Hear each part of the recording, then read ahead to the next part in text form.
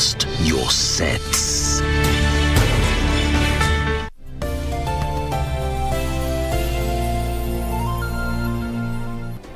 Do you have a news story to share with KBC? Get in touch swiftly on email.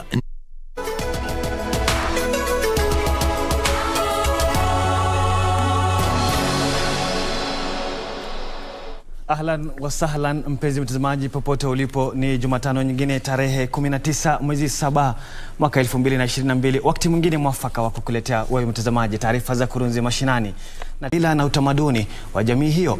Haya na mengine mengi ni katika taarifa za kaunti.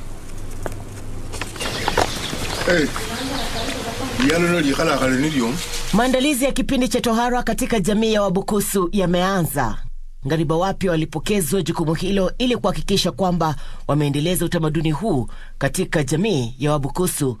Wakati alipowapokeza jukumu hilo, Nelson Ingana ambaye ni ngariba mtaalam wa miaka mingi alitoa wito kwa ngariba hao kudumisha utamaduni pasavyo wakati wa shughuli hiyo. Nilikuwa nimefanya kwa miaka mingi. Sasa nimeretai, nampatia hao watoto na ndugu yangu huyu mtoko huyu. Sasa yeye atembee na watoto hawa kwa njia mzuri. Hawezi tembea aende kwa wapipi ya watu. Tena pale umelala, hakuna mwanamke kupita pale umelala kwa malasi yenu, hapana. Hata kupita tu pure, hapana. Mpaka mmalishe kazi ndio mtu apite pale umelala. Kipindi cha tohara miongoni mwa jamii ya Wabukusu huanza mwezi Agosti hadi Septemba baada ya kila miaka miwili. Baadhi ya viongozi kutoka jamii ya Mulembe wametoa wito kwa Wakenya kudumisha umoja wakati wa uchaguzi na kuwapongeza washindi.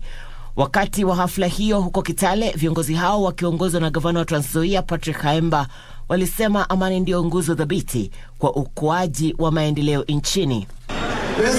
Let's recognize those who have contributed in the area of farming. Zaidi ya wanabiashara 2,000 katika kaunti ya Meru watanufaika na soko jipya la kisasa lililojengwa eneo hilo. Wakati wa uzinduzi wa soko hilo, gavana wa Meru Kiraitu Murungi alisema serikali ya kaunti kwa ushirikiano na Benki ya Dunia ilijenga soko hilo kwa lengo la kuleta mazingira bora kwa wanabiashara katika eneo hilo. Leo hapa nimekuja kulipa deni yenu. Kuna kila kitu, matunda ya kila aina, na tunajivunia kuwa soko mzuri. Baadhi ya wanabiashara huko Ruaka, Ndenderu na viunga vyake katika kaunti ya Kiambu wanaomba serikali ya kaunti kutoa vifaa vya kuzima moto ambavyo vitatumika kwenye maeneo ya kibiashara iwapo mikasa ya moto itazuka. Wanabiashara hao wanadai kwamba watu kadhaa wamepoteza maisha yao katika mikasa ya moto kutokana na ukosefu wa vifaavyo. Moto ilianza usiku kitu saa 8:30. Kama vile wanaona nimechomeka hivyo, mimi nijaribu kufungua mlango, hata ni Mungu tu mlango ikafunguka. Sikuwa napumua wala nini. Katibu mkuu katika Wizara ya Biashara John Weru ameipongeza taasisi ya ukuaji wa maendeleo ya kaunti ya Nyandarua na kamati ya ushirikishi, akiongeza kwamba kamati hiyo imehakikisha kaunti ya Nyandarua imepiga hatua za maendeleo. Akiwa huko Kipipiri, Weru alisema miradi iliyoanzishwa kama vile ujenzi wa masoko ya kisasa itainua kiwango cha maisha katika eneo hilo, jambo lililoungwa mkono na wanabiashara katika eneo hilo. Wakati watu wa Murang'a wanaleta vitu hapa, wanatuachia mali, wananunua kwa duka zetu, wanabebwa na magari zetu, kwa hivyo tuna invest. Irene Mchuma Odim, Kurunzi Mashinani. Na mtazamaji, tukiachana nayo tupate taarifa inayofungamana na siasa, ambapo baadhi ya wagombea wa kaunti ya Trans Nzoia wanaoegemea muungano wa Azimio la Umoja wa Kenya wanataka maafisa wa usalama katika eneo hilo kuwa macho na kusaidia kulinda na kuandaa uchaguzi wenye uadilifu. Wakiongozwa na mgombea wa ugavana wa kaunti hiyo George Natembea, viongozi hao bila ushahidi walidai kwamba wapinzani wao wanapanga kusafirisha watu kutoka kaunti jirani ili kushiriki kiharamu kwenye uchaguzi. Wakati huo maafisa wa chama cha DAP Kenya katika kaunti ya Busia wamekihamia chama cha ODM na kumuidhinisha Paul Otuoma kugombea ugavana. Azimio inawezekana. Azimio inawezekana. Akiongea huko Amagoro, Kiminini katika kaunti ya Trans Nzoia, mgombea ugavana wa kaunti hiyo George Natembeya alidai kuna njama ya kuvuruga uchaguzi mkuu. Mgombea huyo anadai kwamba kuna mpango na baadhi ya wanasiasa ya kuwasafirisha watu kutoka nchi jirani ili kushiriki kiharamu kwenye uchaguzi. Trans Nzoia ni Kenya ndogo. Kabila zote ziko Trans Nzoia. Na ukiweza kuendesha Trans Nzoia vizuri na ubalance jamii zote vizuri, hata kuwa rais wa Kenya ni rahisi sana. Ama namna gani? Unateka advantage kupanga watu wakae vizuri, wafurahie uongozi wako, ulete maendeleo, kila jamii tasikia kule mtetu Trans Nzoia anakaa mzuri. Kila mteso, kila kura ya mteso katika kaunti ya Trans Nzoia itawekwa kwa kapu la Mheshimiwa George Natembeya kwa mikono. Haya yanajiri huku viongozi wa magharibi wanaoegemea muungano wa Azimio wakiwahimiza wafuasi wao kuwapuzilia mbali wagombea ambao wanatumia semi za matusi kwenye kampeni zao. Msibahatishe.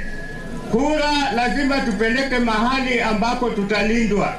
Tusipeleke kura mahali ambako kuna hasira, kuna chuki, kuna kugombana. Mtu anatusi, karibu kila mtu anatusi President Uhuru, anasema kuwa alikuwa anatafuta kura na Uhuru analala.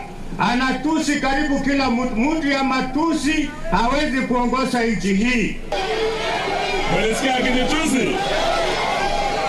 Niambie, tarehe 9 mwezi ujao chuma chake kimotoni.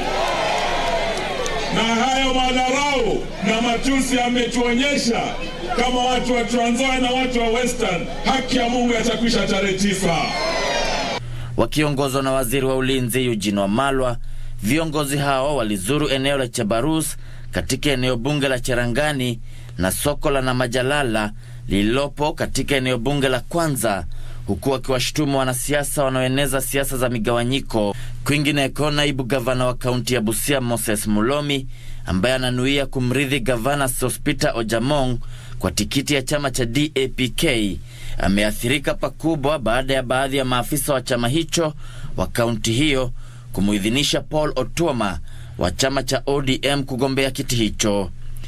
Leo tumemkaribisha mheshimiwa mtarajiwa gavana Otuoma kufanya na yeye kazi katika Busia County.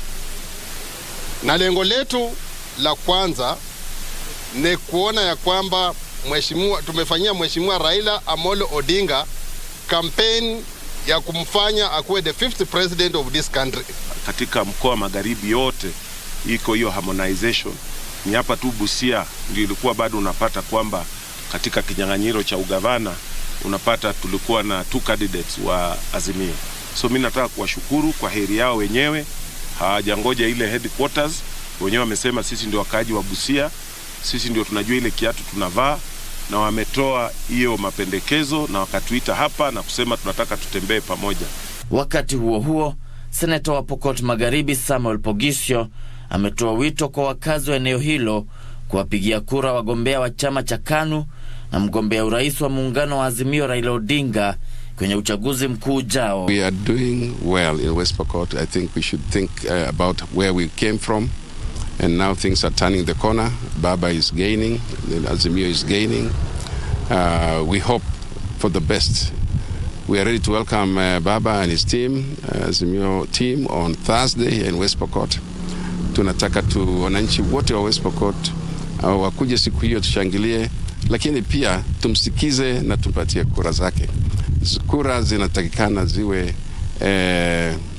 ya kupitisha mtu mara ya kwanza. Gesho Kiwashira, Kurunzi Mashinani. Na mtazamaji, sasa tuelekee gatuzi la Kilifi ambapo huduma katika kaunti za Kilifi zitaimarika pakubwa kutokana na ujenzi wa hospitali ya matibabu maalum iliyogharimu shilingi bilioni 1.5. Hospitali hiyo iliyo na vifaa vya kisasa inatoa huduma bora za matibabu kwa wakazi wa Kilifi kwa gharama nafuu.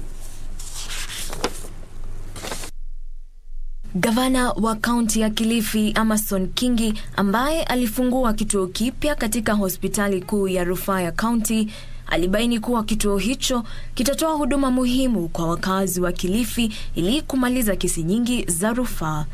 Critical health services zilikuwa hazipatikani katika nje ya Coast General. Tukasema kwamba ni muhimu kama county tuhakikishe kwamba zile huduma ambazo zinapatikana Coast General zipatikane katika county yetu. Na hivi leo kwa nguvu ya Mwenyezi Mungu tumefungua na kuzindua rasmi hospitali hii ambao kwa sasa itaanza kupeana zile huduma ambazo zinatakikana. Pia aliwataka wakazi kutumia kituo hicho ambacho kinalenga kutoa huduma za hali ya juu kwa ada nafuu.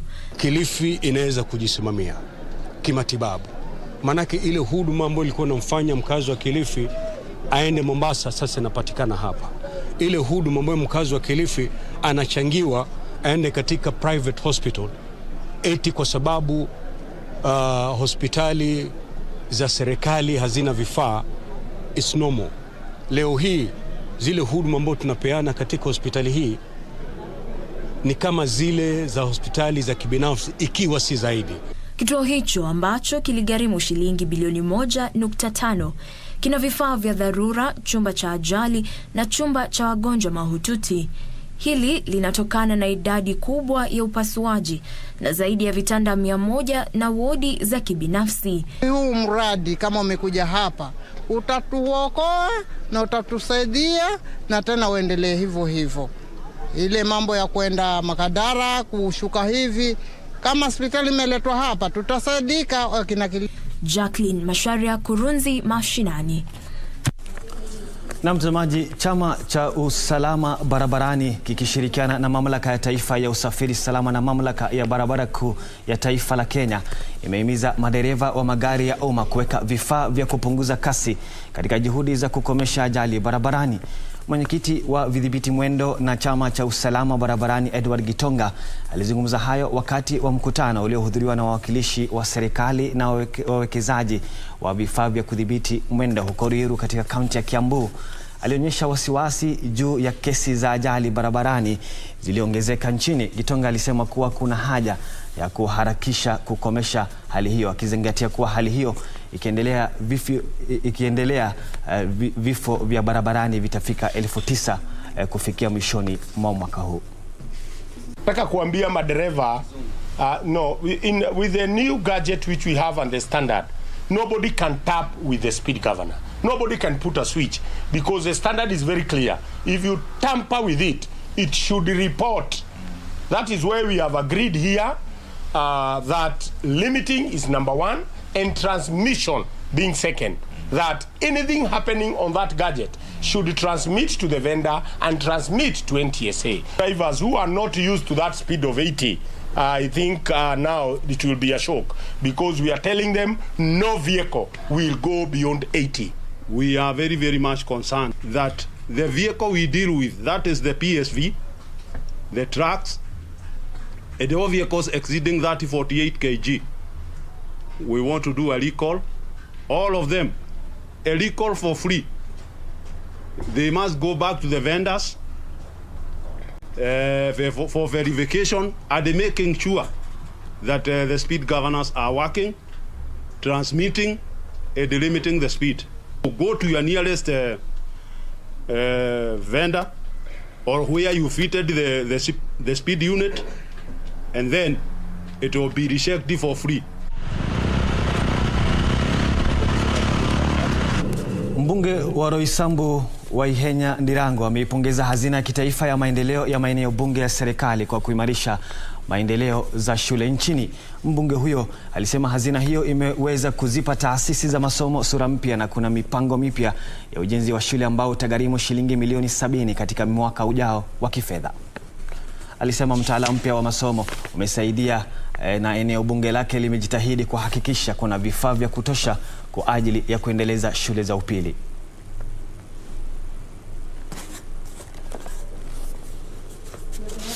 Kutafutiwa shule ya upili huko Mombasa, huko Murang'a, huko Thika, wote watakuwa wakisomea hapa. Tunapigania ile mahali tutajenga Loisabu Technical Training Institute, ndio hawa vijana wetu wote wapate mahali ya kusomea mafundisho mengine wale hawataenda universities. Na mtazamaji, katika jamii ya Gikuyu, kutawazwa kwa mzee na kupewa cheo cha matura nguru ama kuhani mkuu ni hatua ya mwisho ama kanuni za mwanaume wa jamii hiyo. Hii inaashiria kukamilika kwa hatua zinazotarajiwa kutoka kwa mwanaume wa jamii hiyo.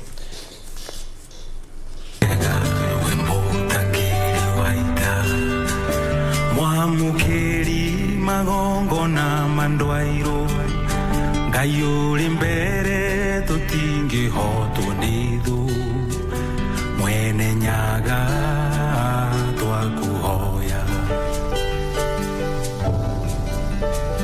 tuhoyaga wendani na gitio na tha nyingi cia wendo wa ruriri uiguano wa Gikuyu na Mbuvi. Mapema asubuhi mtaani Karen, kaunti ya Nairobi, baadhi ya wazee wa jamii ya Gikuyu walio na vyeo vya thamaki na atonyi miongoni mwa vingine wamekutana katika madhabahu hato kwa maombi kabla ya kutawazwa kwa mmoja wao, Njathi wa Mbatia, na kupewa cheo cha juu kabisa cha mzee wa kiroho wa jamii hiyo, matura nguru.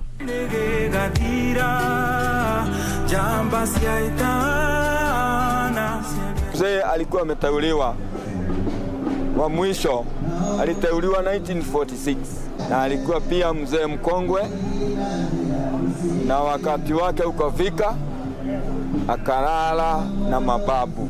Tumempatia heshima, tukamuinua kutoka chama ya matadhi ile mimi niko, tukampatia matura nguru.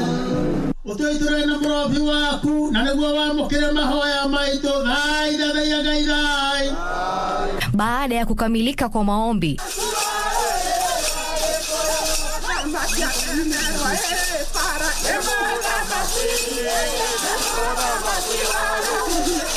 wanaelekea kwenye uwanja ambapo mzee huyo atatawazwa.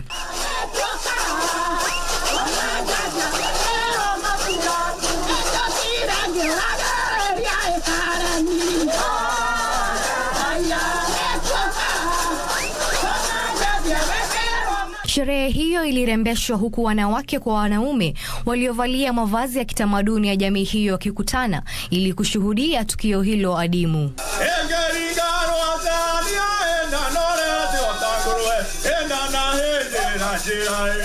Ni yule anapitia katika gazi zote za wale wa Kikuyu wa kitamaduni ya Ukikuyu. Amepita hizo ngazi zote. Alikuwa mzee wa matadhi. Akiandamana na wazee wanaojulikana kama adhamaki, Njathi wa Mbatia anawasilishwa kwa hadhira hiyo kabla ya sherehe hiyo.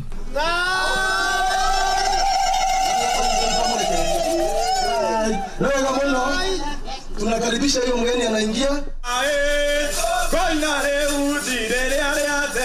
Nyimbo,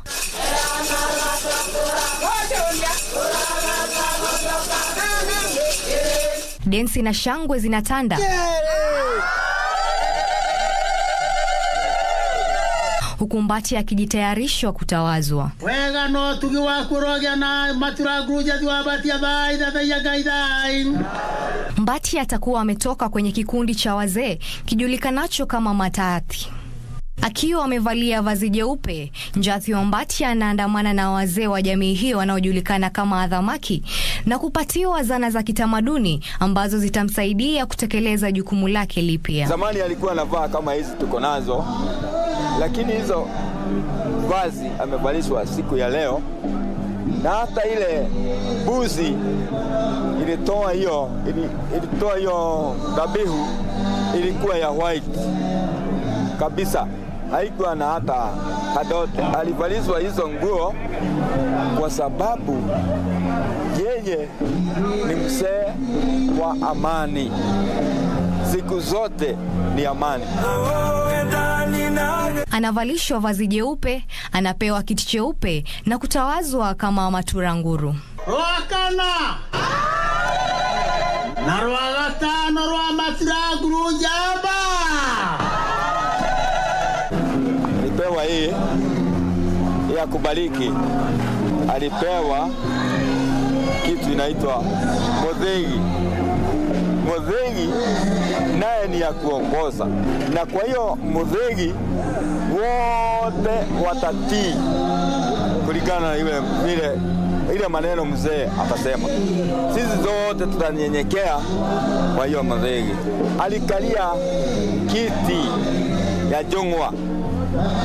Hiyo jungwa ni kuonyesha ya kwamba amefika kiwango atakuwa akipatiana maneno ama akiongea akiwa amekaa chini, mzee wa imani.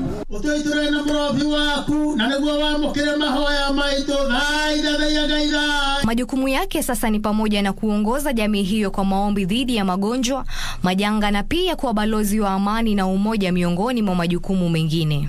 Jamii yetu inampatia heshima hiyo ili awe akiongoza sisi kwenda huko mlimani kuomba Mungu ili aweze kuunganisha jamii za Wakikuyu na jamii zile zingine. Vile kulikuwa na kiangazi, Maturanguru ataomba na mvua itakuwa mingi, na ataenda kuomba ili kuomba ugonjwa iishe katika nchi yetu na nchi zote katika dunia hii.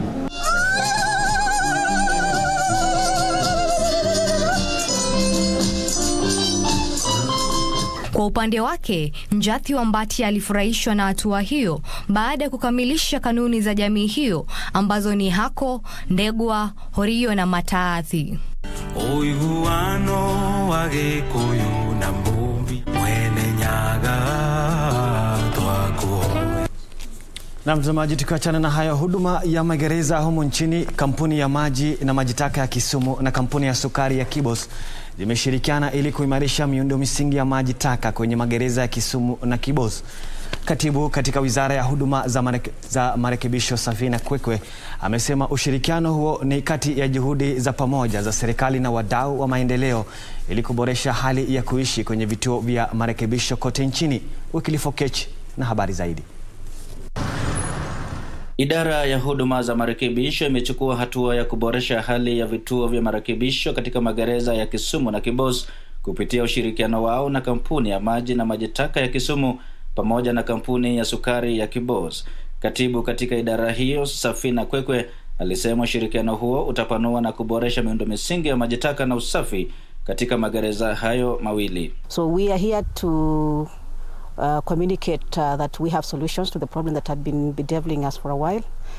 We need to have sewer systems that work both for environmental concerns, health concerns, but also even for our own productions, because our prisons are also centers of production. For Kodiaga, of course, we are bringing in a new technology, and that will be funded by Water Sector Trust Fund.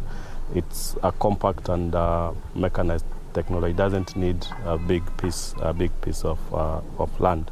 Kwekwe alisema magereza mengi humu nchini yamejaa wafungwa, na hivyo basi ipo haja ya kushirikiana na sekta ya kibinafsi ili kuboresha hali ya kuishi ya wafungwa. So by and large, I think we are on the right course, and particularly because now we have brought people who are experts in the sewer lines. In the past we used to do this ourselves using our own expertise, but now we have companies that have been charged by law to deal with not just water provision but also matters of sewerage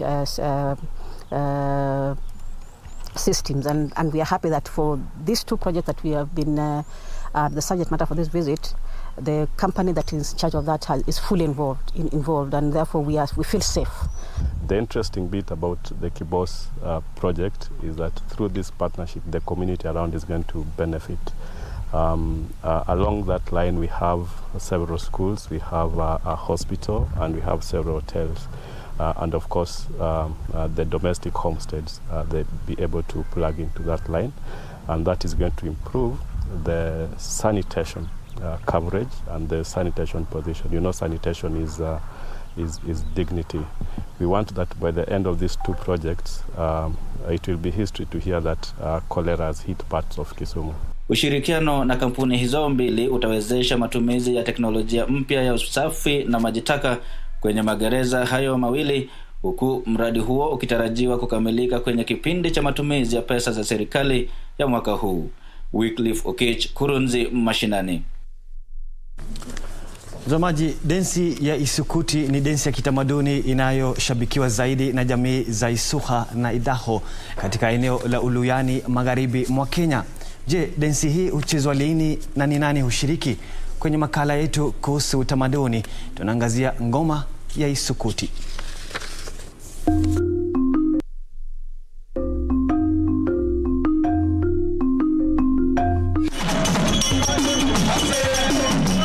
Densi ni nguzo muhimu ya kueneza utamaduni na amani kati ya familia na jamii. Hutumika katika hafla nyingi na viwango vya maisha kama vile wakati wa kuzaliwa, tohara, harusi, mazishi, maadhimisho, kuapishwa, tamasha za kidini, hafla za michezo na karamu nyingine za umma. Isukuti ni kazi, sio kitu ya kuchezea. Isukuti inafanya kama hauna bibi utapata bibi. Tutakutana na msichana hachaoleka, lakini anaposikia tu ile mwito na kucheza, chinzi mwenzangu alivyosema, ngozi ya mburukenge ukiiwekea, ukicheza sauti inaenda mbali. Densi ya isukuti inayochezwa miongoni mwa jamii za Isuha na Idaho huko magharibi ya nchi ni densi ya sherehe za kitamaduni ambayo huhusisha kupiga ngoma na kuimba. Wakati wageni walifika, isukuti ikachezwa, na ile wakati ilikuwa inaitwa mwinu huyu.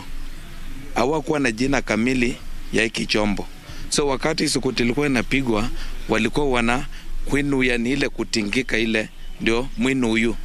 Na ndio tulikuwa tunajua hata kabla. Wakati wale wazungu wakacheza, walikuja at final wakasema it is good. So kulingana na accent ya Muisuha, akasema baba uli isukuti. Ani wamesema isukuti.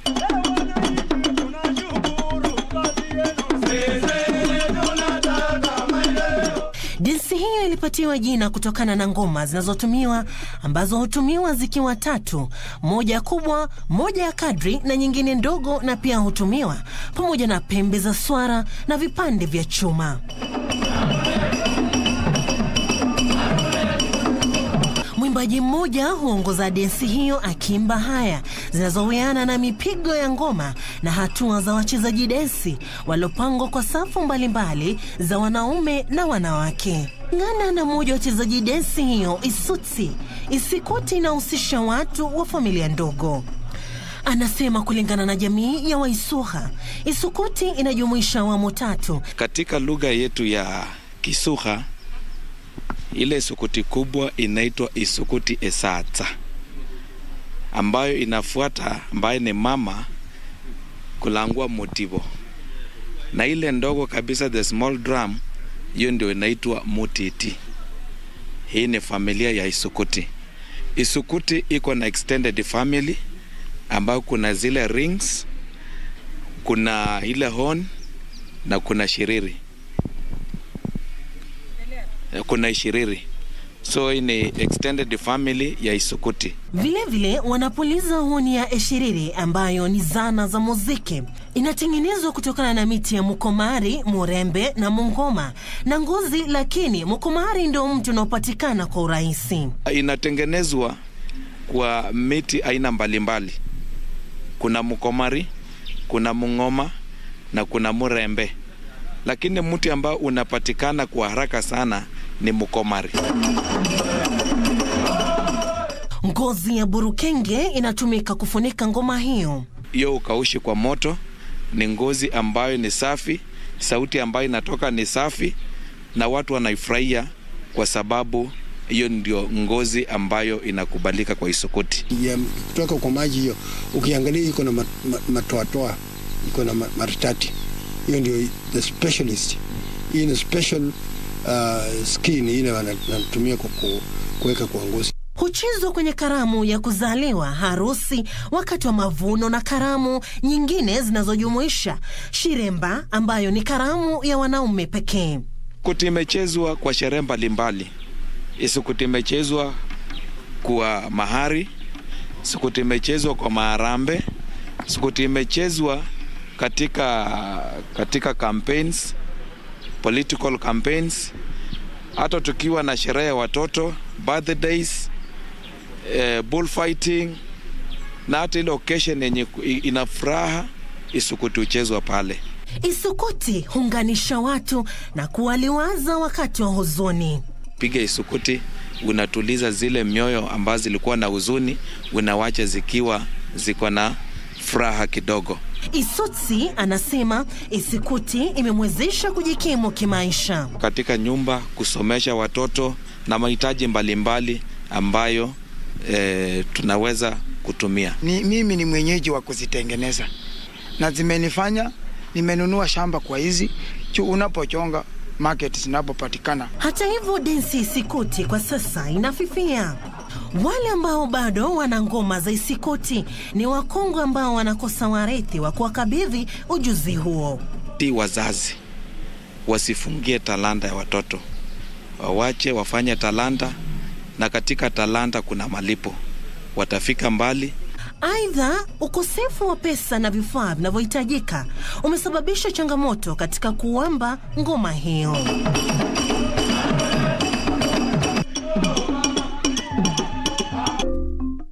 Inafahamika densi ya isukuti. Je, mtazamaji, wewe pia unaweza jaribu dansi hiyo ama unaweza dansi hiyo?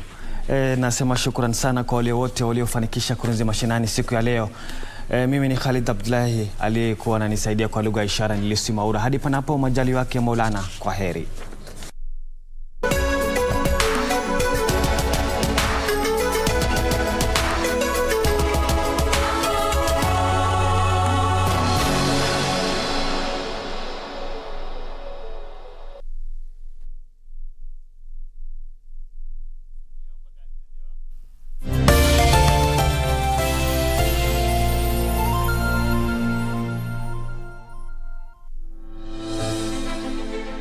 Are you an aspiring candidate in the upcoming general elections? Do you want your agenda and manifesto to reach your voters effectively?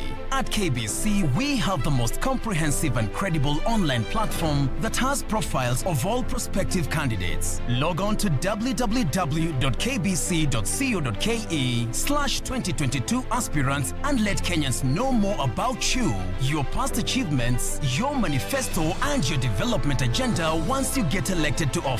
What's more, the website is easy to navigate. We will create your profile, post pictures and short videos with your campaign messages at affordable hosting fees. Log on to www.kbc.co.ke/2022 aspirants today and establish your brand authority as we lead towards the forthcoming general elections.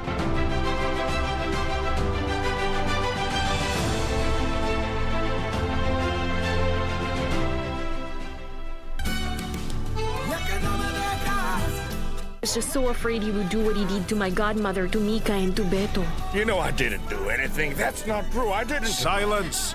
We've come to the conclusion that your wife has Alzheimer's disease. Won't be able to manipulate this one.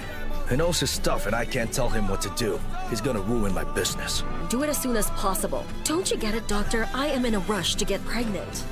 I'm rich, I'm powerful, but when it comes to love, I haven't gotten it figured out till now. I'll put all my energy, and I mean all my energy, in being close to my brother again.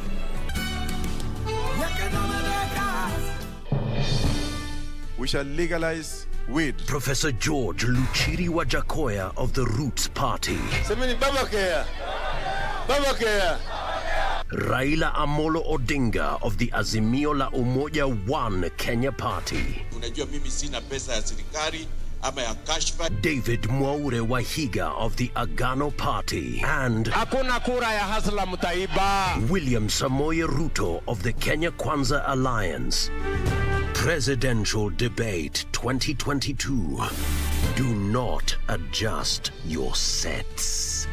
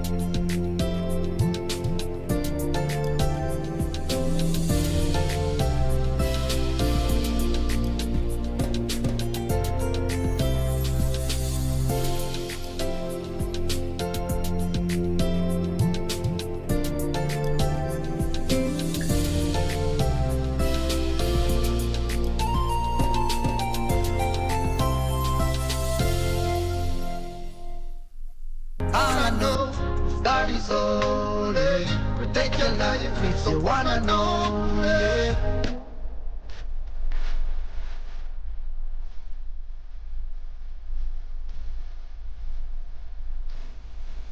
No, you them father.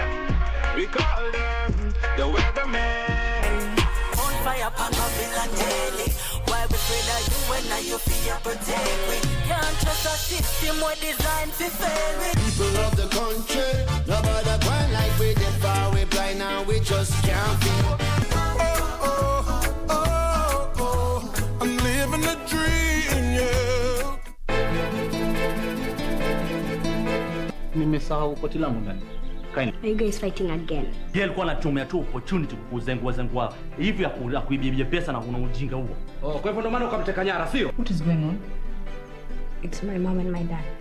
Niachie mwenyewe matatizo wangu bana. Sitaki maana lolote. Unajua utakasirika sana.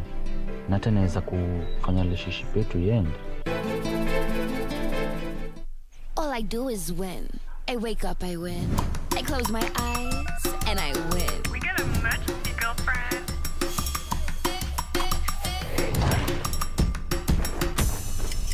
Keep up with me, come on, let's go. Keep running till the world stops spinning. Independent women, come on, now let's get it. I'ma keep running till the world stops. Wow, you look great. Did you just come from the salon? Darling Abuja, braids that stay salon fresh no matter what. To get John chapter 11 as your skiza tune, dial *811 *965 hash. I am the resurrection and the life. The one who believes in me will live, even though they die. John chapter 11, verse 25. To get John chapter 11, dial *811 *965 hash. To get John chapter 11, dial *811 *965 hash.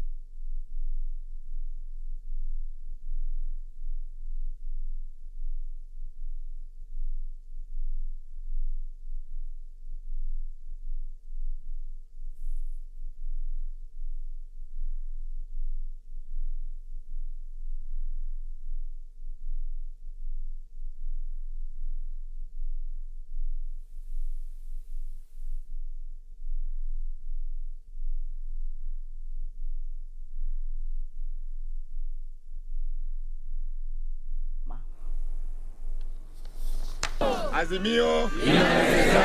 Azimio. Speaking at Amagoro in Kiminini, Trans Nzoia County gubernatorial candidate George Natembeya alleged of a plot to compromise the integrity of the general election. The candidate claimed there is a scheme by some politicians to ferry people from neighboring regions to illegally participate in the election.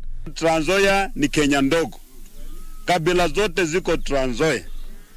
Na ukiweza kuendesha Trans Nzoia vizuri na ubalance jamii zote vizuri, hata kuwa rais wa Kenya ni rahisi sana. ama namna gani? Unateka advantage kupanga watu wakae vizuri, wafurahie uongozi wako, ulete maendeleo, kila jamii tasikia kule Mteto Trans Nzoia anakaa mzuri. Kila mteso, kila kura ya mteso katika kaunti ya Trans Nzoia itawekwa kwa kapu la Mheshimiwa George Natembeya kwa mikono. This as Luhya leaders allied to Azimio la Umoja One Kenya Coalition Party urged their supporters to reject candidates who use abusive language in campaigns. Msibahatishe. Kura lazima tupeleke mahali ambako tutalindwa. Tusipeleke kura mahali ambako kuna hasira, kuna chuki, kuna kugombana. Mtu anatusi, karibu kila mtu anatusi President Uhuru. Anasema kuwa alikuwa anatafuta kura na Uhuru analala. Anatusi karibu kila mtu. Mtu ya matusi hawezi kuongoza nchi hii. Unasikia kinitusi? Mwambie tarehe 9 mwezi ujao chuma chake kimotoni. Na hayo madharau na matusi ametuonyesha kama watu wa Trans Nzoia na watu wa Western, haki ya Mungu yatakwisha tarehe 9. Led by Defense Cabinet Secretary Eugene Wamalwa, the leaders traversed Chebarus area in Chelangani constituency and Namajalala market in Kwanza constituency, condemning politicians who like playing divisive politics. Elsewhere, Busia Deputy Governor Moses Mulomi, who is looking to succeed his boss Peter Ojamong on a DAPK ticket, suffered a major setback after various DAPK officials in the county denounced him and endorsed Paul Otuoma of ODM party for Busia governorship. Leo tumemkaribisha mheshimiwa mtarajiwa Governor Otuoma kufanya na yeye kazi katika Busia County. Na lengo letu la kwanza ni kuona ya kwamba tumefanyia mheshimiwa Raila Amolo Odinga campaign ya kumfanya akuwe the 5th president of this country. Katika mkoa wa Magharibi yote iko hiyo harmonization. Ni hapa tu Busia ndio ilikuwa bado unapata kwamba katika kinyang'anyiro cha ugavana unapata tulikuwa na 2 candidates wa Azimio. So mimi nataka kuwashukuru kwa heri yao wenyewe. Hawajangoja ile headquarters, wenyewe wamesema sisi ndio wakaaji wa Busia, sisi ndio tunajua ile kiatu tunavaa, na wametoa hiyo mapendekezo na wakatuita hapa na kusema tunataka tutembee pamoja. Meanwhile, West Pokot Senator Samuel Pogisio has called on West Pokot electorate to vote in KANU candidates and Azimio presidential candidate Raila Odinga in the coming election. We are doing well in West Pokot. I think we should think about where we came from. And now things are turning the corner. Baba is gaining, Azimio is gaining. We hope for the best. We are ready to welcome Baba and his team, Azimio team on Thursday in West Pokot. Tunataka wananchi wote wa West Pokot wakuje siku hiyo tushangilie, lakini pia tumsikize na tumpatie kura zake. Kura zinatakikana ziwe ya kupitisha mtu mara moja, mara ya kwanza. Gesho Kiwashira, Lunchtime News. And Kericho County government is on the spot over alleged slow emergency response that led to the loss of property of unknown value at Captainet Trading Center in Kipkelion East. A night fire razed down 22 shops, an incident residents say could have been avoided had the firefighters responded in time. Another fire incident also occurred in Kericho town but was contained by fire engines from James Finlay Limited. The residents have also challenged the incoming county administration to ensure that emergency fire stations are established to swiftly respond to emergencies.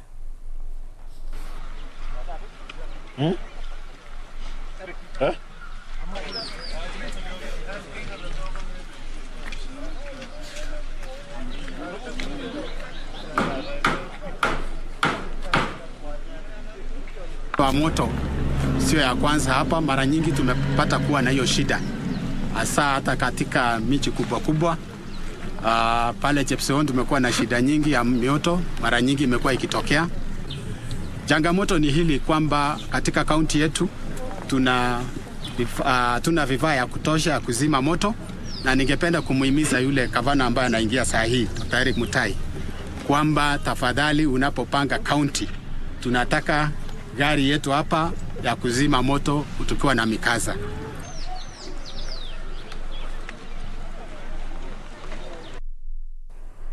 Moving on, medical services in Kilifi County have received a major boost after completion and commissioning over 1.5 billion shilling medical complex at the Kilifi County Referral Hospital. The complex, equipped with state-of-the-art medical equipment, is set to offer high-quality services at an affordable cost to the residents.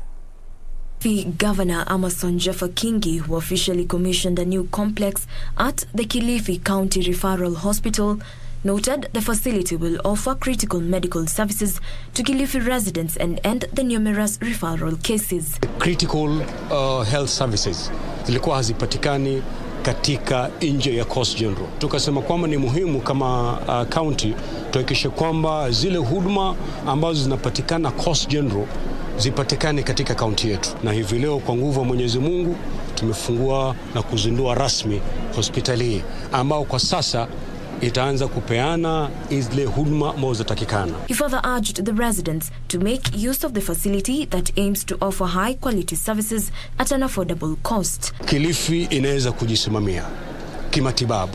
Manake ile huduma ambayo ilikuwa inamfanya mkazi wa Kilifi aende Mombasa sasa inapatikana hapa. Ile huduma ambayo mkazi wa Kilifi anachangiwa aende katika private hospital eti kwa sababu hospitali za serikali hazina vifaa, it's normal.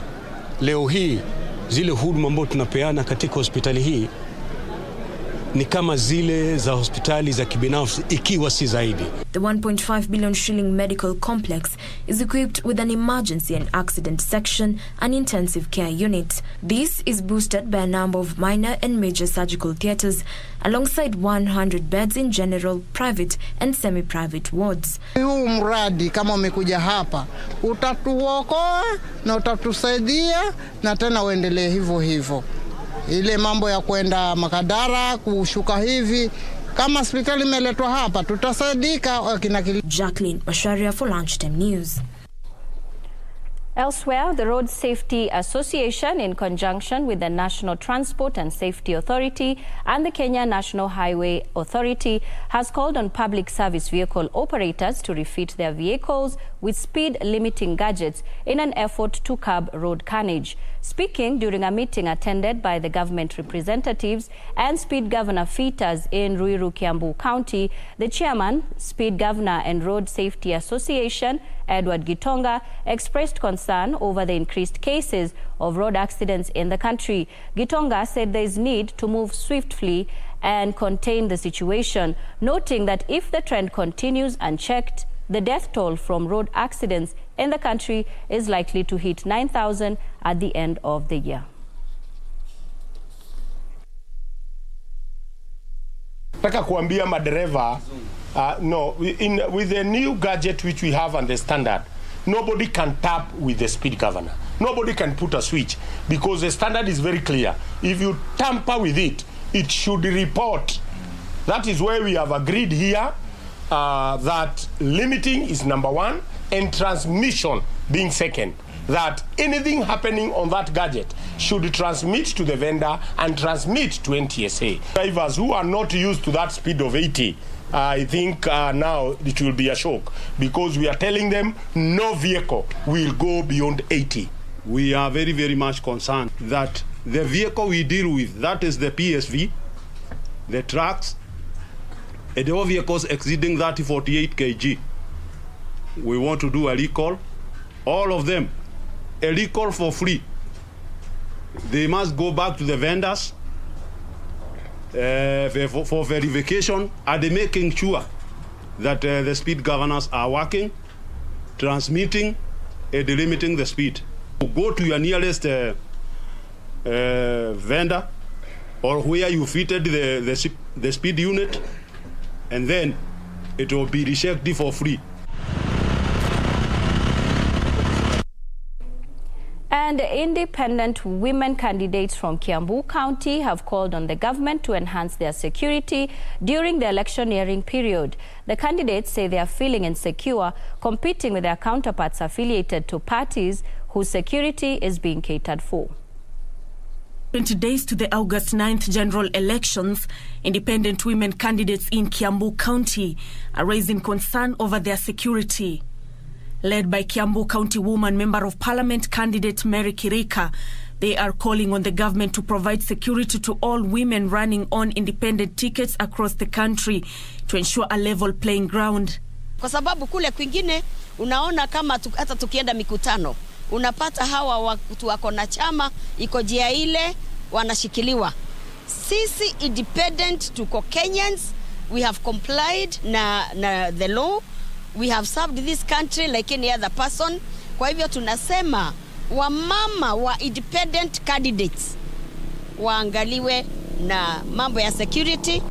She further urged the Independent Electoral and Boundaries Commission to be on the lookout for those intending to bribe voters at the various polling centers.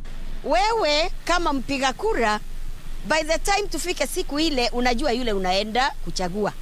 Lakini mara ingine nimeona unagojea uje upatiwe pesa, hata unabadilisha yule ulikuwa unaenda kuchagua sababu ya ile pesa umepatiwa siku hiyo. Nissie Kware, Lunchtime News.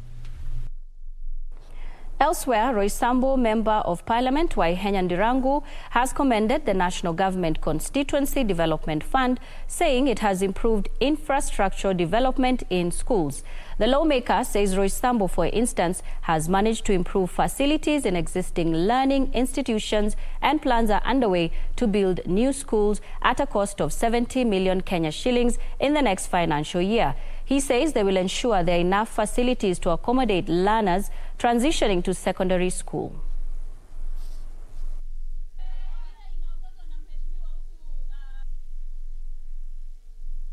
Kutafutiwa shule ya upili huko Mombasa, huko Murang'a, huko Thika, wote watakuwa wakisomea hapa. Tunapigania ile mahali tutajenga Roysambu Technical Training Institute, ndio hawa vijana wetu wote wapate mahali ya kusomea mafundisho mengine, wale hawataenda universities. A veteran circumciser in the Luya community, Nelson Ingana, has passed on the mantle after 30 years in practice. During the transition ceremony, Ingana passed on his tools to newly trained circumcisers, asking them to uphold the tradition. Details of this and more in the country briefs.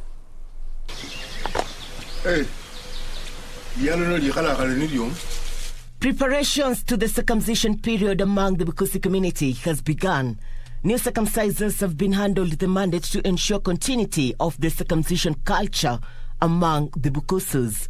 While passing the circumcision mantle to the newly trained circumcisers, retiring circumciser Nelson Ingana urged the community to uphold the traditions of its forefathers in the exercise. Nilikuwa nimefanya kwa miaka mingi. Sasa nimeretai, nampatia hao watoto na ndugu yangu huyu mtoko huyu. Sasa yeye atembee na watoto hawa kwa njia mzuri. Hawezi tembea aende kwa bibi ya watu. Tena pale umelala, hakuna mwanamke kupita pale umelala kwa malasi yenu, hapana. Hata kupita tu pure, hapana. Mpaka mmalishe kazi ndio mtu apite pale umelala. The circumcision period among the Bukusus begins from August to September in every even year. A section of leaders from the Mulembe Nation has urged Kenyans to remain united during the electioneering period and celebrate their heroes and heroines. During the launch of Masinde Muliro statue in Kitale, the leaders, led by Trans Nzoia Governor Patrick Haemba, said peaceful coexistence is a pillar to speedy development. Let's recognize those who have contributed in the area of farming. More than 2,000 traders in Meru County are set to benefit from newly constructed modern market in the region. During the official opening of the market, Meru Governor Kiraitu Murungi said the county government, in partnership with the World Bank, constructed the retail stop with an aim to provide conducive environment for traders in the region.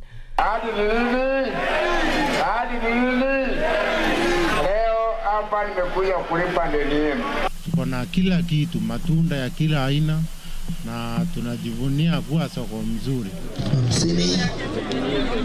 A section of traders in Ruaka, Ndenderu and its environs in Kiambu County want the county government to allocate fire extinguishers that would speedily put off fire in congested trading centers.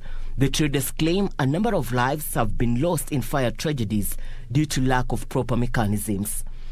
Moto ilianza usiku kitu saa 8:30. Kama venye wanaona nimechomeka hivyo, mimi nijaribu kufungua mlango, hata ni Mungu tu mlango ikafunguka. Sikuwa napumua wala nini.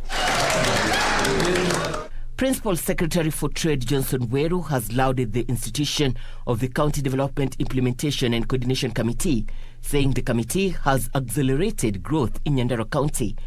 While in Kipipiri, Weru said introduced projects such as modern markets will boost livelihood in the region. Sentiments echoed by a section of traders in the area.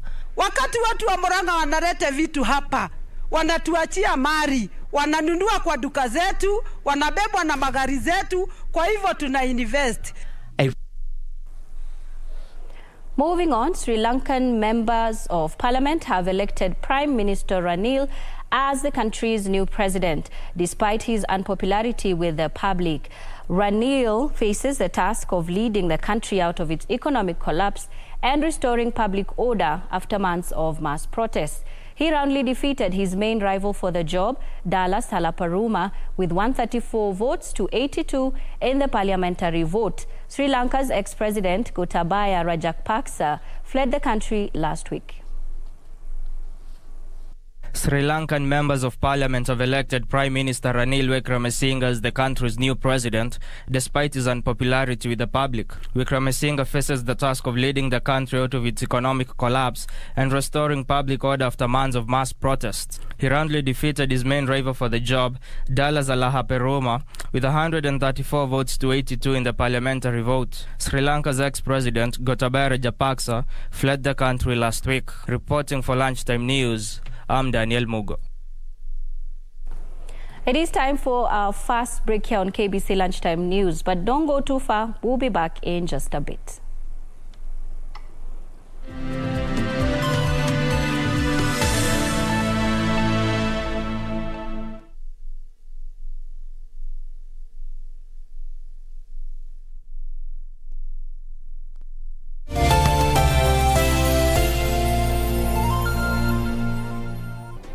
Do you have a news story to share with KBC? Get in touch swiftly on email news@kbc.co.ke or call 0723-892-654 or 0734-780-124. We shall legalize weed. Professor George Luchiri Wajakoya of the Roots Party. Semeni Babakea. Babakea. Raila Amolo Odinga of the Azimio la Umoja One Kenya Party. Unajua mimi sina pesa ya serikali ama ya kashfa. David Mwaure Wahiga of the Agano Party. And hakuna kura ya hasla mtaiba. William Samoei Ruto of the Kenya Kwanza Alliance. Presidential Debate 2022. Do not adjust your sets.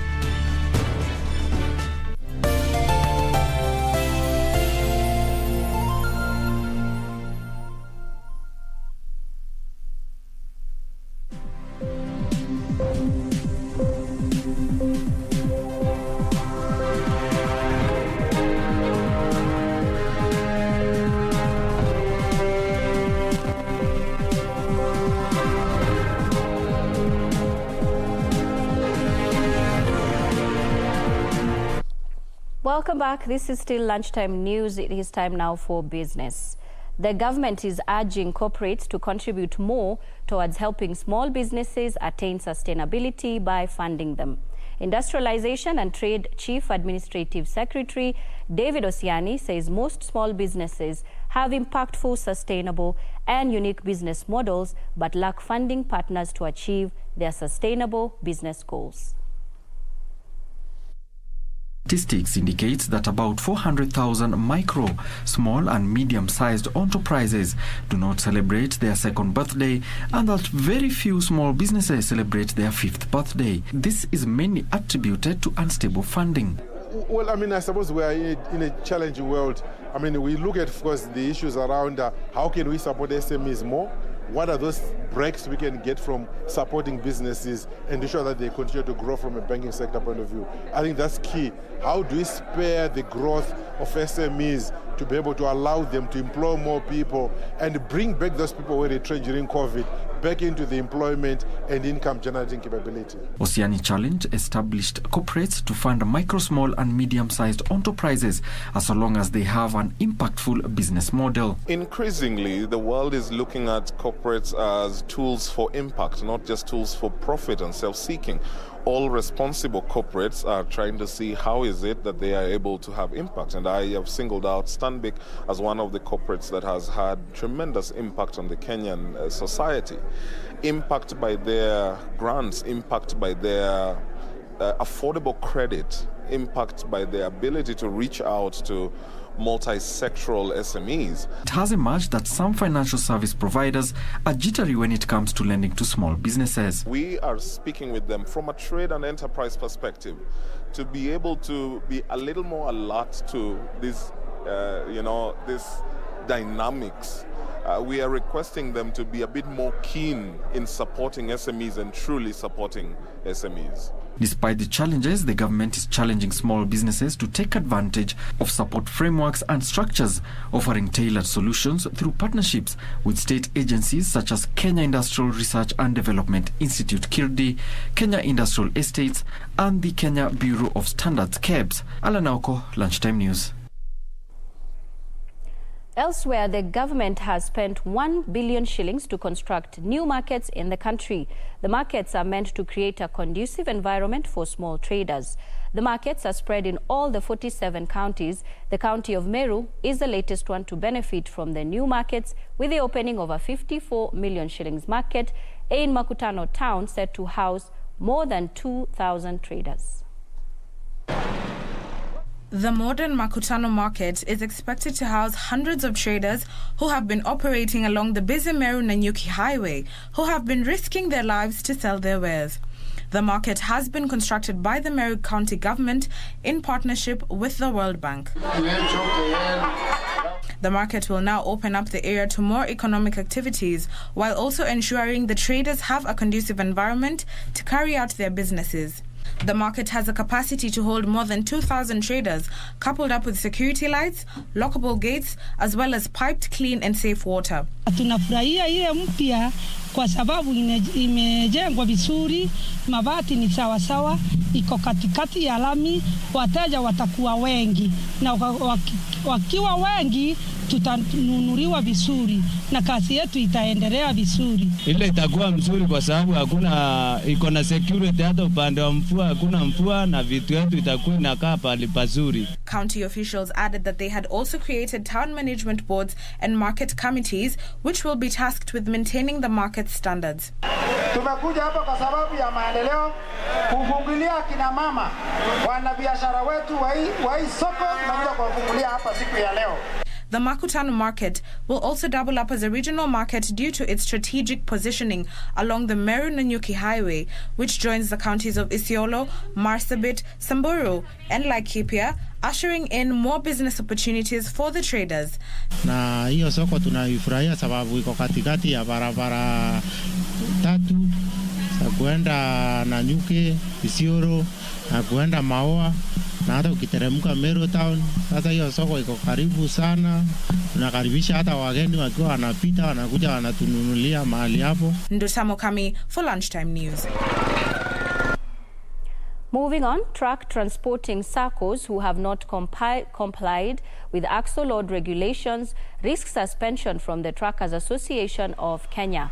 Secretary General Kennedy Karisa is urging transporters to comply with the new code of conduct formulated by the Truckers Association of Kenya and the Kenya National Highway Authority to ensure seamless operation of truckers, especially at way bridges. They're currently sensitizing truckers on various aspects.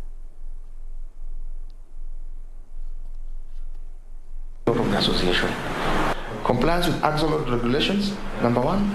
If a transporter calls me and tells me that he's overloaded by over 10 tons, what is there to discuss? Pay the fine.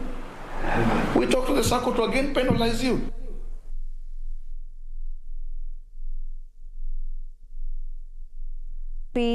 Exchange increased for a second time in a row since the auction reopened last week after a 1-month break. Data from the exchange shows a 50 kg bag is selling at an average of 33,000 shillings from 32,000 shillings last week, driven by high demand for the beans by processors who are currently restocking after the auction opened. Coffee farmers will continue earning good prices for their beans after coffee prices at the Nairobi Coffee Exchange increased by 5% in the latest auction. Data from the NCE indicate that the AA grade fetched the highest prices with 1,163 bags of the grade offered. The average price for the AA coffee was quoted at 39,000 shillings, fetching 57.4 million shillings, representing a 5.4% increase from last week's auction. SB coffee fetched the lowest price at the auction, with a 50 kg bag retailing at 10,000 shillings, with only 83 bags traded on the floor of the NCE. Cumulatively, 10,565 bags were offered at the auction by close of business yesterday, trading at an average of 33,000 shillings per 50 kg bag, netting farmers 434 million shillings. The latest surge in coffee prices at the auction is a result of high demand from roasters who are restocking after the reopening of the auction last week after a 1-month recess. The increase in prices comes just days after coffee producers warned of a dip in yields this year due to the high cost of production that is beyond the reach of many coffee farmers.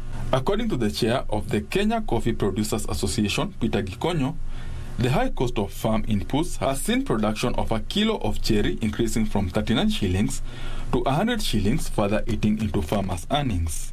Benson Droba reporting for Lunchtime News. Elsewhere, hospitality industry players have rolled out the Tembea Tujenge Afrika Mashariki marketing campaign in efforts to encourage cross-border tourist activities and boost arrivals. The aim is to market multi-country tourist packages through local influencers in each country that showcase simulated experiences. Domestic tourism has been gaining momentum through the launch of marketing campaigns and initiatives aimed at stimulating tourist activities.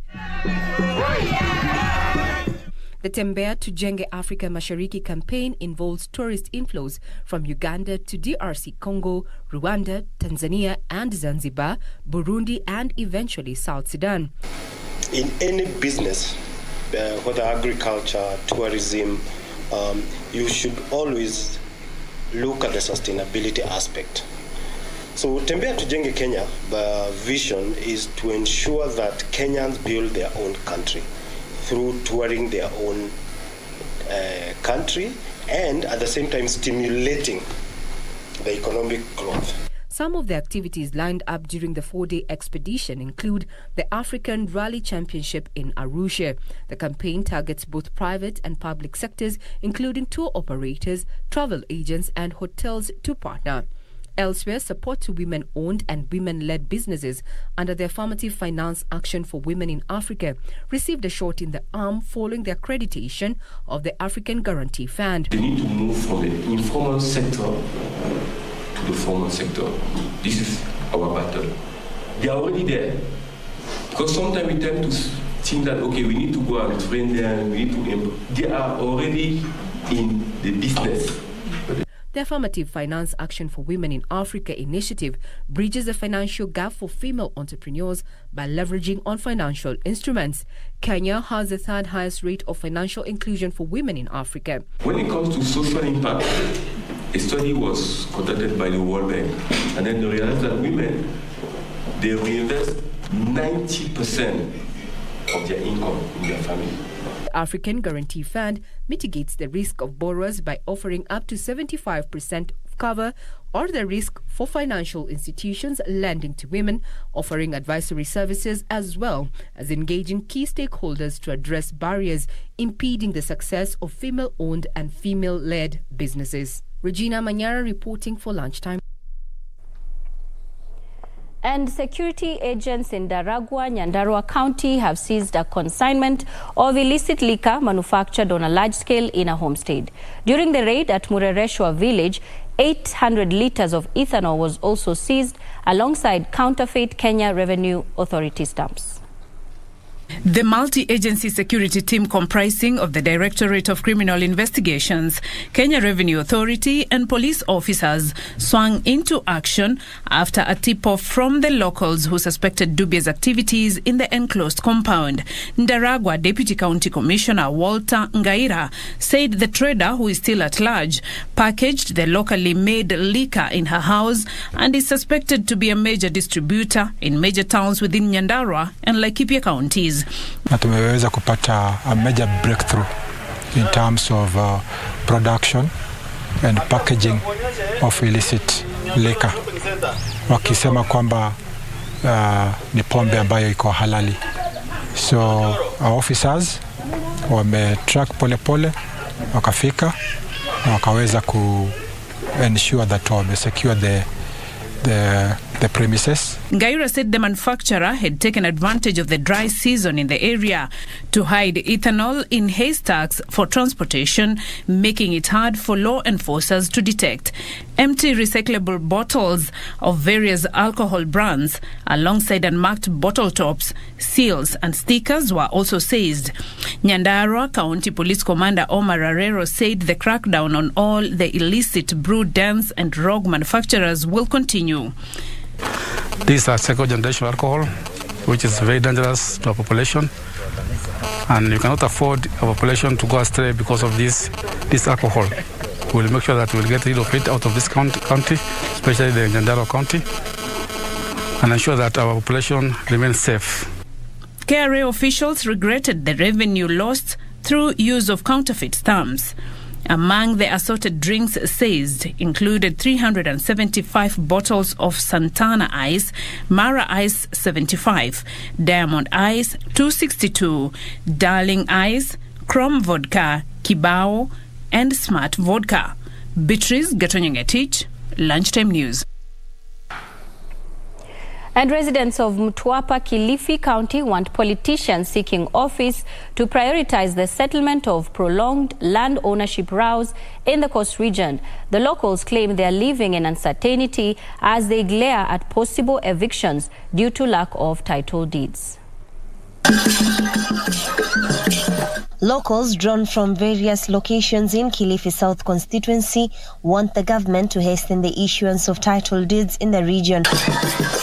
The residents says they are living in fear of eviction because they lack documents needed to stake claim of their parcels of land. Unakuta kwamba sehemu kama ya Shariani, sehemu kama ya Vipingo, sehemu kama ya Majengo, Kanamai, sehemu nyingi sana katika sehemu hii ya Kilifi South, unapata ya kwamba watu wameketia mashamba lakini hawana vyeti vya kumilika ardhi.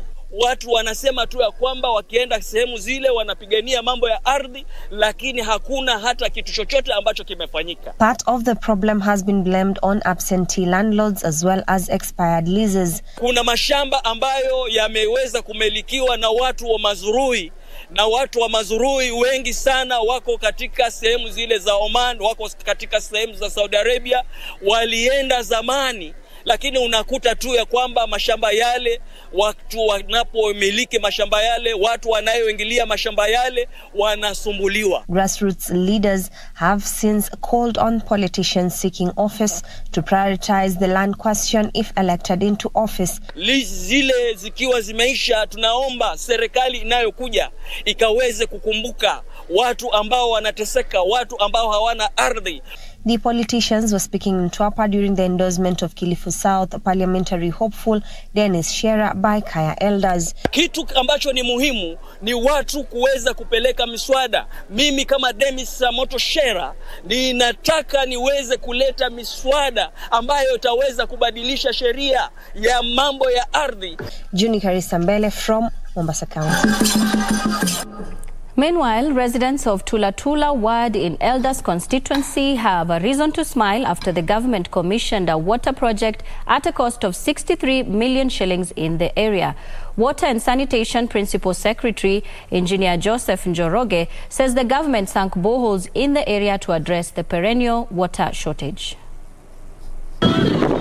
Tulatula Ward Elders constituency residents will no longer trek for as far as 18 kilometers in search of water that has been scarce for years. This is after the government commissioned boreholes that will serve over 12,000 families in the area.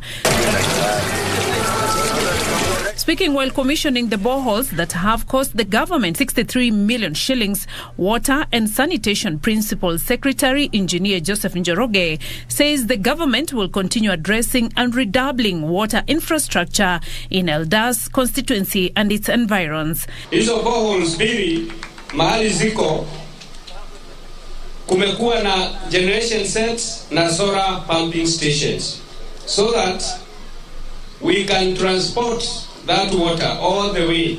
The PS further noted that the government will ensure that every home has a water tap for easy access to the commodity. Kuna borehole mbili na hizi borehole ziko na maji mingi sana. Moja iko na 24 cubic meters per hour na ingine iko na 2.9. Northern Water Works Development Agency Board Chairman Shaman Isaac said the agency was working hard to ensure residents in the region access water so as they can improve their livelihoods. Taking that water from the borehole all the way to our ground storage tank, which is 225 meter cubed. That water is again pumped by use of solarization on generator to an elevated tank that brings that water to this town.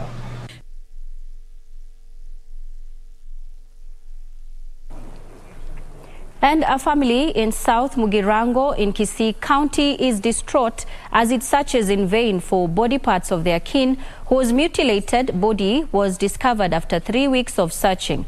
The body of 74-year-old Yunuke Bitengo, who was allegedly killed and her body dumped in a thicket, now want Interior Cabinet Secretary Fred Matiang'i to intervene in the matter, accusing area police of laxity in probing the matter. Yunuke Bitengo, who had left home to visit her friends never to return, had not quarreled with anybody and did not have strained relations with neighbors. Because mama amekuwa mtu mkarimu, ana mambo na mtu yeyote, ni mama ako 74 years. So hatuwezi sema ni mambo ya siasa ama mambo ya kupigana na mtu, because mama is very old. Family members interviewed at Getonto village in Moticho ward are in distress after the discovery of the mutilated body of their kin. Kuna vijana ambao walipiga picha, sisi kufika huko tena mwili umepotea.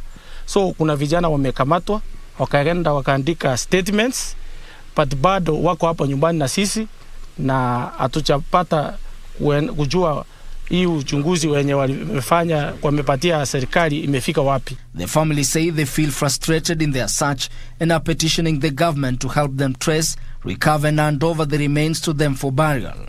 So sisi tunauliza vitengo vya usalama viweze kutusaidia na uchunguzi ili tujue kama kweli mama hayuko hai na amekufa, tujue mwili yake iko wapi, ndio tukuje tushike, na wale waliofanya hii mambo mbaya ambayo si haitaichiki kwa jamii waweze kuchukuliwa hatua so that justice can be given to this family. Ben Chumba, Lunchtime News. Moving on, the International Monetary Fund has granted Tanzania a $1.046 billion loan over 40 months, primarily to help the country cope with the consequences of the war in Ukraine. Spillovers from the war in Ukraine are stalling the Tanzanian economies. Gradual recovery from the COVID-19 pandemic, worsening the country's development and reform challenges to unleash its economic potential. Here are the details of this and other news from across the continent. IMF believes that Tanzania will need help to carry out reforms and unleash its economic potential. Tanzania is to immediately receive the equivalent of $151.7 million. It had received $567 million at the end of 2021. The war in Ukraine has caused fuel and food prices to soar worldwide, and the rise in wheat prices seen as particularly worrying. The project, which is part of the extended credit facility, should help finance reforms to improve Tanzania's financial stability, carry out public investments, and support the private sector. Meanwhile, the DRC is increasing the number of oil and gas exploration blocks it will put for auction. It is now selling 240,000 square kilometers of oil refinery, according to the Ministry of Hydrocarbons. Initially, Kinshasa had planned to give away 16 oil blocks, but the war in Ukraine sharpening Western demand. The Central African country doesn't want to be left behind and almost doubled this number on Monday. Environmental NGO Greenpeace is, however, denouncing this decision, saying it exposes Congolese people to corruption, violence, and poverty that inevitably come with the curse of oil. According to the environmental NGO, at least 9 of these blocks overlap with protected natural areas. But Congolese Environment Ministry rejected this accusation, stating that the necessary studies had been carried out before the exploration rights were granted. Finally, the South African government is adopting a zero-tolerance stance on the hiring of illegal foreign workers in South Africa. The Department of Home Affairs said it has developed a clear mandate on addressing immigration in South Africa. The department is said to be well aware of the volume of foreigners who are residing in the South Country illegally, with either fraudulent paperwork or no status whatsoever. All employers are to ensure that all their expatriate staff are in possession of legally obtained and issued work visas. The department is currently working their way through businesses and arresting both the illegal expatriate as well as the relevant company representatives.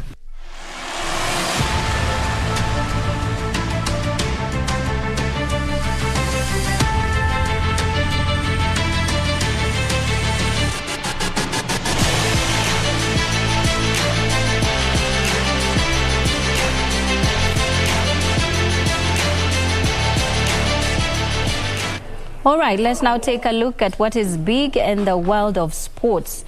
Kenya's hunt for a second gold medal at the 2022 World Athletic Championships in Oregon, United States will continue tomorrow morning when the sole representative Celestine Chespol takes to the track in the women's 3,000 meters steeplechase. The Kenyan will compete in the race against Emma Coburn of the United States and Amy Pratt of Great Britain, who has the best qualifying time in the race. Before that final, Beatrice Chebet, Margaret Chelimo and Gloria Kite will compete in 2 separate 5,000 meter semi-finals. Earlier on, Kenya missed a podium finish in the men's 1,500 meters with the 2 representatives, Timothy Cheruiyot, who set a new season best, and Abel Kipsang settling for positions 6 and 7 respectively. Nora Mwangi for Lunchtime News. Denies the Olympic champion the world. Our hashtag for the World Athletic Championships is SportsZico_KBC. Please keep it here for more of that. But moving on, South Africa was the second team to arrive in Kenya for the Africa Cadets and Juniors Judo Championship, set to be held from the 21st of this month at the Kasarani Stadium. A contingent of 30, including 26 players, arrived in the country yesterday and will be competing on Kenyan soil for the first time ever. The South African judo team in the hunt for gold medals in all events at the Cadets and Junior African Championship set to begin on 21st at the Kasarani Stadium boasts of 2 key players, Dewald Schultz and Shawal Bagaria, who have been the toughest judo players to beat at both local and international events in their respective categories. We are definitely very prepared in our minds and physically as well. We came here not to come on vacation. Also, we came here to enjoy, but firstly we came to win, and that's what we are going to set out to do. We come here because we all love the sport, and essentially it doesn't matter how many teams are participating. What matters is that we participate. So I don't think that's intimidating whatsoever. I think that's actually even better. The more teams, the better. because then it's more involvement, you understand? Yeah, because judo is really a special sport, and the more, the merrier, in my opinion. South Africa arrived in Kenya a day after Egypt landed in Kenya, with more than 5 other countries expected to arrive just hours to the start of the competition, which has attracted more than 20 teams. Obviously, there's always expectations. There's always expectations from the coaches and the parents, but we are realistic. We're a little bit isolated where we are. We're not so in the judo community like other countries that are closer to the judo countries. So for us, it's really a privilege to be here. Among the teams expected are Angola, Senegal, Zambia, Zimbabwe, Ivory Coast and Cameroon.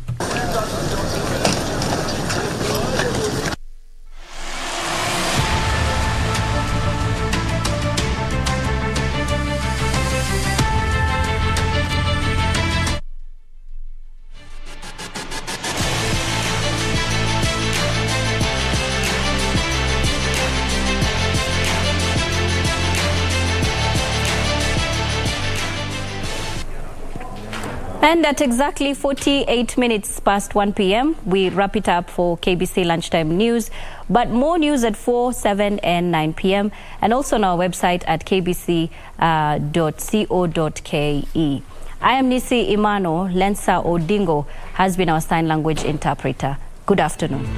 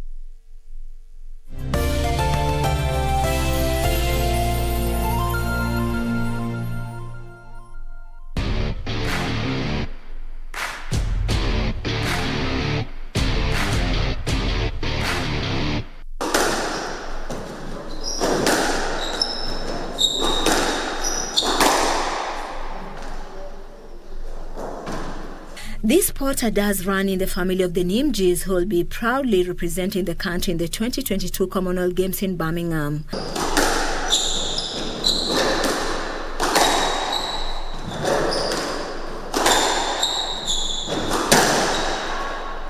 I think both of our games have grown exponentially. We're both now in university, so we have more exposure to better players. So I think that we have a better chance of winning a medal.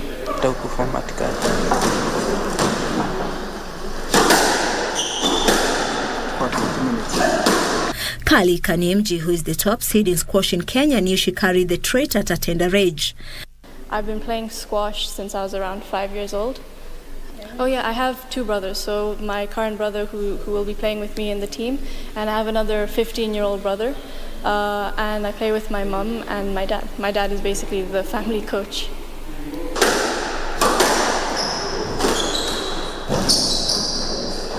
She used to play tennis before she traded the racket for the squash one. Well, I think squash is a very fun game. I actually grew up playing tennis and squash, but I found squash to be a lot more exhilarating, more energetic, more exciting. If you watch my games, you can see I really love playing my kill shots, my drop shots. I love making my opponent run around. So I think if you want to play squash, it's a very exciting game. And she made a name for herself in the squash as Saki set to follow in the family trail. So local, I've been the Kenya #1 since I was 13 years old, which is about 11 years now. I've played in many international junior tournaments. So in 2016, my brother and I went to the Canadian Junior Open, and we also participated in the US Junior Open, and we went to the UK and participated in the Wimbledon Junior Open. I also play for my university team, University of Waterloo. I'm the #1 there. Our team actually won silver at the OUAs, which is the Ontario University competition. And yeah, and in 2019 I also won the women's Alberta Open. Yeah. Kalika has addressed 3 Commonwealth Games ever since she came of age. Well, my first one was when I was 12 years old only, so of course that was just for the experience and the exposure. But I feel like each Commonwealth Games I've been getting better. I've been playing with some really good people, and I think that's really made my game a lot better.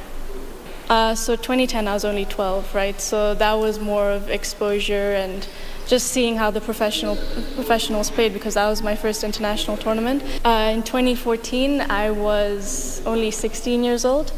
I did better. I didn't win any games, however I did get close with a 3-2 match.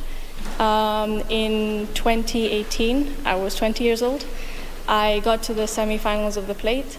I won about 3 matches there, and now I hope to get into the medal category in 2022. In terms of other international events, I won the 2019 Alberta Women's tournament in Canada. I also play for my university. I go to the University of Waterloo. I play as Seed 1 as well. We had a tournament recently and we got silver in the event.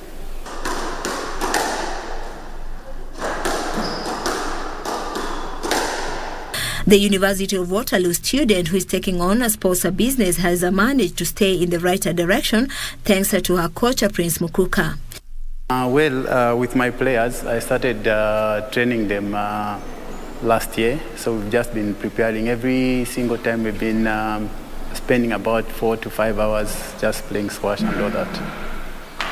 Prince has taken the team for many Commonwealth Games, for many junior tournaments, men's tournaments, so I think he's a very good coach. Yeah.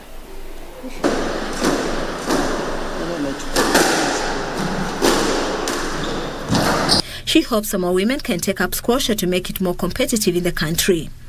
Kenya women's squash is not as high, the level is not as high as I would hoped. But we do have a few good players. In 2010 and 2014, there was Safina Madani, who I used to have very good games with. However, she doesn't play anymore.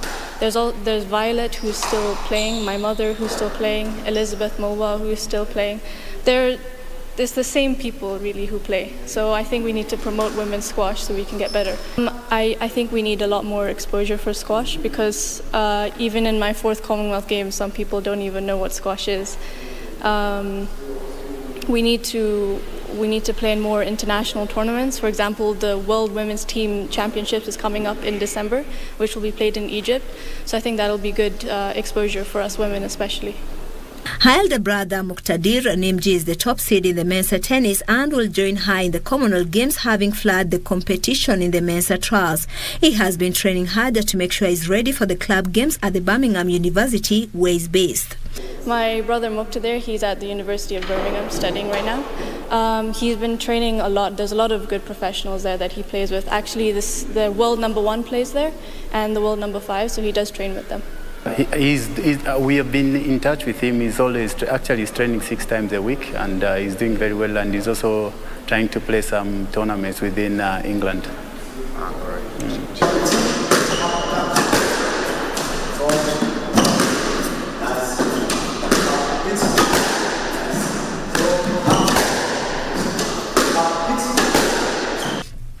The younger brother too hopes to join them on the international scene one sweet day as he works his way with the help of second seed James Dalidi, who is ready for the next challenge after the Commonwealth Games ticket eluded him.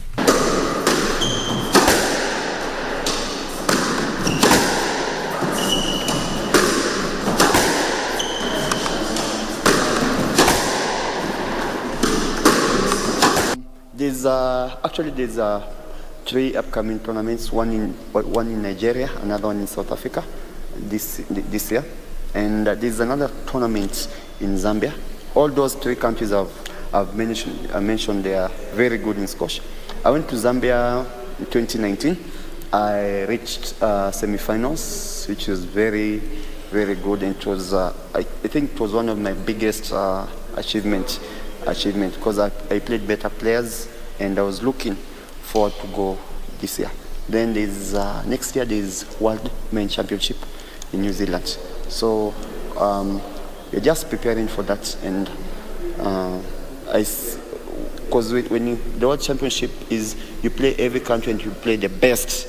You play the best every country can produce. So it will be a very good exposure to us and back here.